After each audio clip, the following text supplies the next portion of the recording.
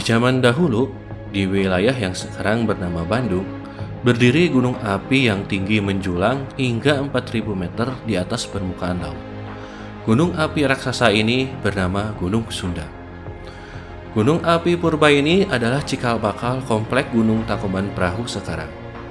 Kemudian, Gunung Sunda tersebut meletus dengan sangat dahsyat, menyemburkan jutaan ton material vulkanik ke atas langit. Material itu kemudian menyumbat aliran Sungai Citarum purba. Tersumbatnya Sungai Citarum ini membuat cekungan Bandung mulai tergenang air, kemudian merubah Bandung menjadi danau yang sangat luas.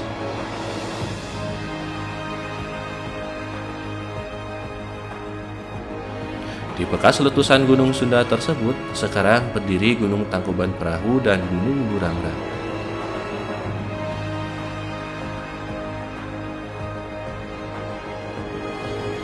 Teman-teman, pada video kali ini kita akan bercerita tentang sejarah Bandung di masa purba. Ini adalah lanjutan dari video kita sebelumnya tentang Sesar Lembang. Yuk, mari kita simak.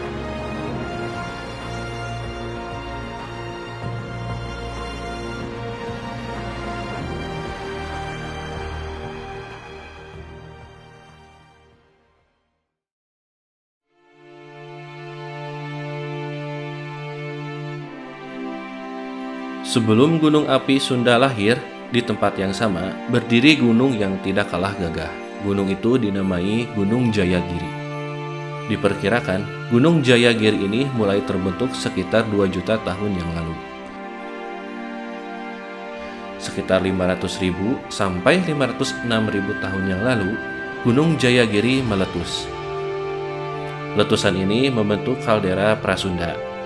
Kemudian, dari kaldera ini, sekitar 300.000 tahun yang lalu, Gunung Sunda lahir.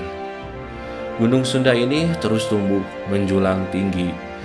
Bahkan, menurut para peneliti, ketinggian Gunung Sunda ini diperkirakan mencapai 4.000 mdpl atau 4.000 meter di atas permukaan laut.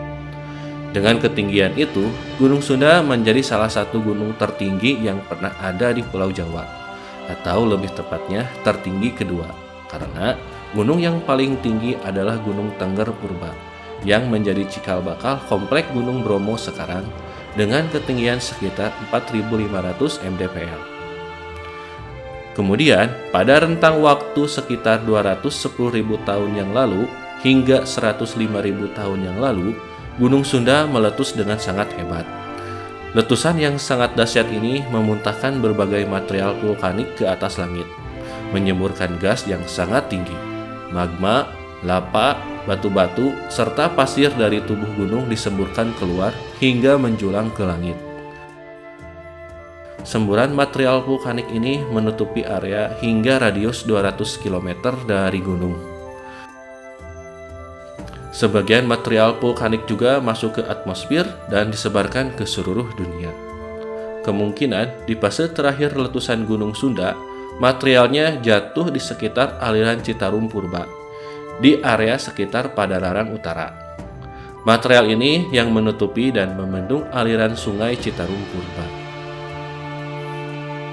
Sungai Citarum pada saat itu memiliki aliran yang sedikit berbeda dengan saat ini. Setelah terbendungnya aliran Citarum, perlahan, seiring bergulirnya waktu, cekungan Bandung mulai tergenang air. Selama ribuan tahun berikutnya, cekungan Bandung berubah menjadi danau yang sangat luas. Sementara itu, karena material vulkanik dari dalam gunung yang dimuntahkan sangat besar, akhirnya tubuh Gunung Sunda ini runtuh dan membentuk kaldera Sunda. Perlahan, di bekas kaldera Sunda ini muncullah Gunung Tangkuban Perahu dan Gunung Burangrang. Diperkirakan pada periode letusan ini juga yang membuat Sesar Lembang mulai terbentuk. Ulasan tentang Sesar Lembang ini telah saya ulas pada video sebelumnya. Tonton jika belum. Bersamaan dengan meletusnya Gunung Sunda, pada periode 210.000 tahun hingga 105.000 tahun yang lalu, aliran Citarum Purba yang terbendung mulai menggenangi cekungan Bandung. Pada puncaknya, Danau Bandung ini memiliki kedalaman sekitar 20-30 meter. Diperkirakan, daerah yang sekarang bernama Gede Bage adalah daerah terdalamnya. kemudian juga daerah Cimahi. Danau ini berada di ketinggian 725 mdpl. Luas Danau Bandung Purba ini membentang dari daerah yang sekarang bernama Cicalengka hingga ke daerah Padalarang, serta dari daerah Dago hingga ke daerah perbatasan Soreang dan Ciwidey.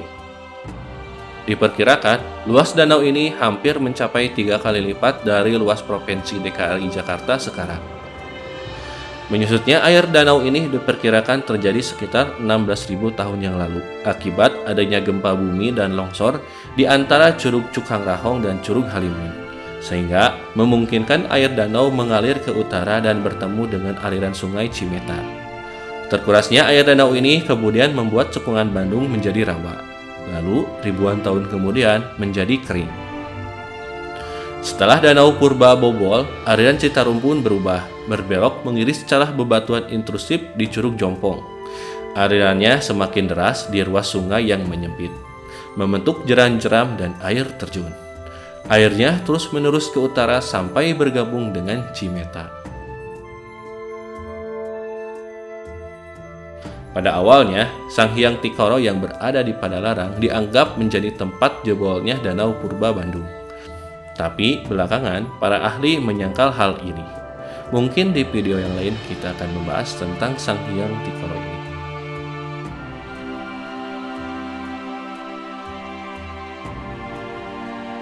Dalam legenda Sangkuriang, di sana dikisahkan bahwa Dayang Sumbi meminta kepada Sangkuriang untuk dibuatkan telaga atau danau dengan cara membendung aliran sungai Citarum, lalu meminta dibuatkan perahu untuk berlayar mengelilingi danau tersebut.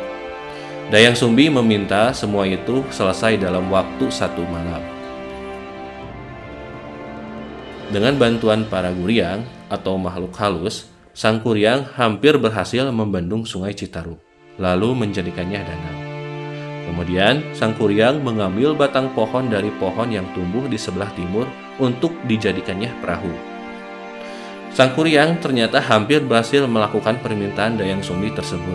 Tapi dengan kecerdikan Dayang Sumbi, pada akhirnya Sangkuriang tidak bisa menyelesaikan permintaan tersebut.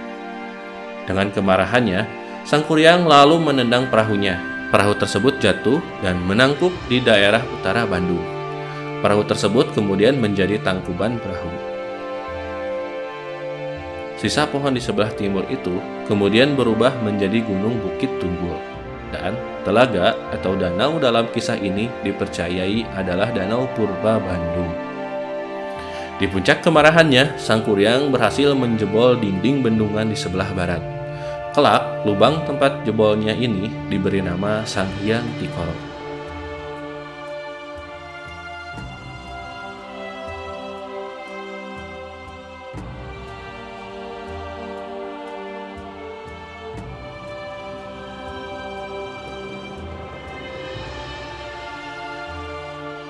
Bagaimana para ilmuwan tahu tentang sejarah Bandung di zaman purba ini? Padahal, pada saat itu, belum ada satupun manusia yang hidup dan menjadi saksi mata kejadian-kejadian alam tersebut. Para ilmuwan mengetahui semua itu dari bukti-bukti sejarah. Bukti keberadaan Gunung Sunda masih bisa kita lihat dari keberadaan kaldera Sunda yang berada di komplek Gunung Tangkuban Perahu. Di sini juga masih menyimpan bukti-bukti sisa letusan Gunung Sunda. Dinding kaldera masih ada, di mana di sana juga ada situ Lembang.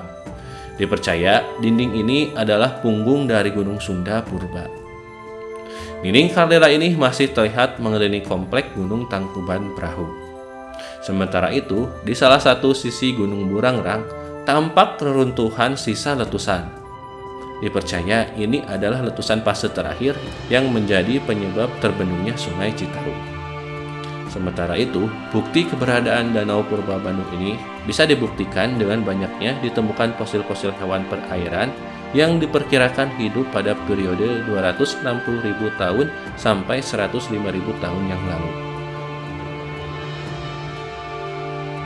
Kemudian, hal ini diperkuat dengan bukti endapan tanah lunak di berbagai kota di daerah kota Bandung, di mana endapan ini adalah bekas endapan Danau Purba Bandung. Ketika Bandung masih menjadi danau, berbagai macam mineral dibawa oleh sungai-sungai yang mengalir ke Danau Bandung. Mineral-mineral tersebut kemudian mengendap di dasar danau. Hal inilah yang membuat Bandung sekarang memiliki lapisan tanah lunak yang dimana jika terjadi gempa bisa menguatkan kekuatan gempa tersebut. Hal ini sudah kita jelaskan dalam video Sesar Lembang yang kita bahas di video sebelumnya. Teman-teman, bagi yang ingin melihat bukti-bukti sejarah Gunung Api Purba Sunda dan Danau Purba Bandung ini, teman-teman bisa datang langsung ke Museum Geologi Bandung yang berada di Jalan Ponorogo nomor 57 Bandung. Sekian video kali ini. Jika kamu suka, silahkan klik like dan subscribe. Jika ada pertanyaan, kritikan, dan saran, silahkan tinggalkan di komentar.